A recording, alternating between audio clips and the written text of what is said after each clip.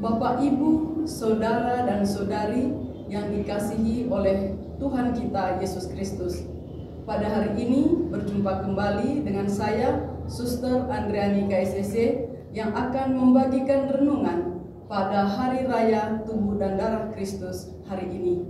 Sebelum saya membagikan renungan ini, terlebih dahulu mari kita simak bersama bacaan Injil hari ini yang diambil dari Injil Yohanes bab 6 ayat 51 sampai 58. Akulah roti hidup yang telah turun dari surga. Jika seorang makan dari roti ini, ia akan hidup selama-lamanya, dan roti yang kuberikan ini ialah dagingku yang akan kuberikan untuk hidup dunia. Orang-orang Yahudi bertengkar antara sesama mereka dan berkata, "Bagaimana ia ini dapat memberikan dagingnya kepada kita untuk dimakan?"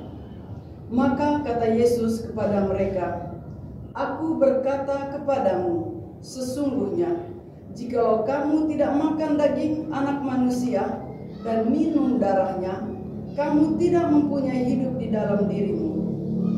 Barang siapa makan dagingku dan minum darahku, ia mempunyai hidup yang kekal, dan aku akan membangkitkan dia pada akhir zaman.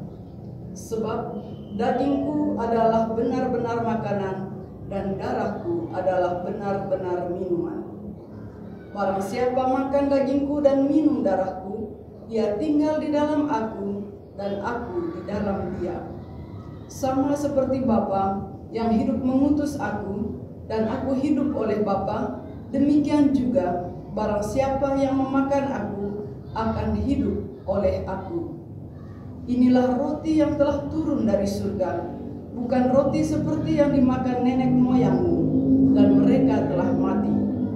Barang siapa makan roti ini, ia akan hidup selama-lamanya." Demikianlah sabda Tuhan. Terpujilah Kristus. Bapak, Ibu, Saudara dan Saudari yang dikasihi oleh Tuhan kita Yesus Kristus. Tema renungan kita hari ini adalah tubuh dan darah Kristus, sumber kekuatan iman kita.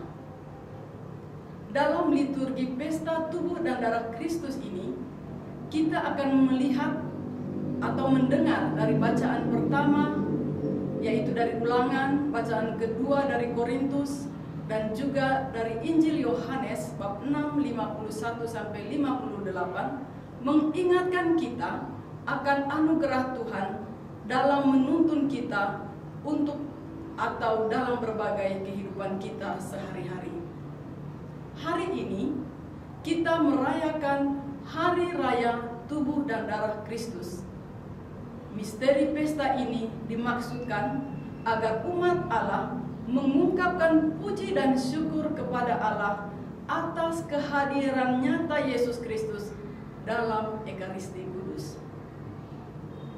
Apa artinya merayakan pesta tubuh dan darah Yesus ini?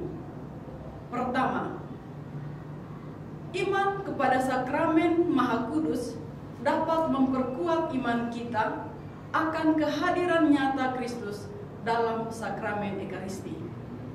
Kedua, agar umat beriman dikuatkan untuk mencapai kesempurnaan melalui cinta yang mendalam dan sujud kepada sakramen Maha Kudus.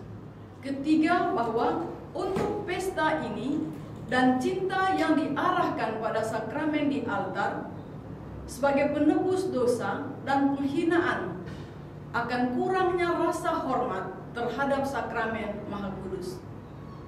Dalam Ekaristi, Yesus benar-benar hadir dalam rupa roti dan anggur. Ketika imam yang bertindak dalam pribadi Kristus mengucap doa syukur agung, roti dan anggur diubah menjadi tubuh dan darah Kristus berkat kuasa Allah dan kuasa Roh Kudus. Karena roti dan anggur menjadi tubuh dan darah Kristus, maka pada saat privasi, roti dan anggur diambil imam dan berkata, "Ini tubuhku dan ini darahku." Perubahan roti dan anggur menjadi tubuh dan darah Kristus ini disebut transubstansiasi, yaitu perubahan substansi roti dan anggur menjadi tubuh dan darah Kristus. Meskipun rupa, rasa, dan bentuknya berbeda, masih berbentuk roti dan anggur. Di setiap potong roti dan di setiap tetes anggur, Kristus hadir di sana. Jadi kita dapat menerima Kristus dalam rupa roti saja, atau dalam rupa anggur saja, atau keduanya sekaligus. Melalui komuni suci, kita menerima segala sesuatu dari Yesus Kristus yang adalah dirinya sendiri.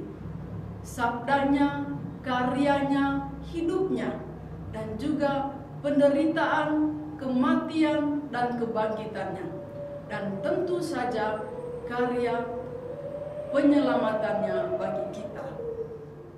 Bapak, Ibu, Saudara, dan Saudari yang dikasihi oleh Tuhan kita Yesus Kristus, jangan ragu, Yesus benar-benar hadir dalam perayaan Ekaristi. Karena itu, saat menerima komuni, persiapkanlah hatimu dengan berdoa. Sekarang melalui roti dan anggur yang telah dikuduskan dalam tubuh dan darahnya, Yesus berkenan menjadi santapan rohani bagi kita, dan dengan demikian menjamin hidup dan keselamatan kita selamanya. Yang harus kita renungkan adalah bagaimana sikap kita terhadap sakramen Ekaristi. Kadang-kadang ada kekhawatiran yang harus kita perhatikan bersama dengan serius, yakni ketika kita menerima tubuh Kristus saat komuni, kadang-kadang di antara kita mungkin ada sikap hati yang kurang mendukung, mungkin juga kurang adanya kesiapan hati, sehingga kita kurang pantas. Tetapi melalui renungan ini, kami mengajak Anda untuk mempersiapkan hati dengan baik agar kita pantas menerima Yesus dalam hati kita masing-masing. Tentu berbeda ketika kita menerima kue atau makanan lain, setelah dimakan hilang rasanya. Tentu menerima kehadiran Kristus berbeda. Menerima tubuh atau darah Kristus membuat kita semakin lebih mencintai Tuhan dalam kehidupan kita. Kita harus meninggalkan makna yang terdalam dari apa yang kita terima. Dengan tubuh Kristus yang kita nikmati, menjadikan kita sanggup menjalani hidup seperti Kristus. Bapak, Ibu, Saudara, dan Saudari yang terkasih, marilah kita bersama-sama merenungkan misteri dan rahasia dari hari raya tubuh dan darah Kristus dalam kehidupan kita sehari-hari.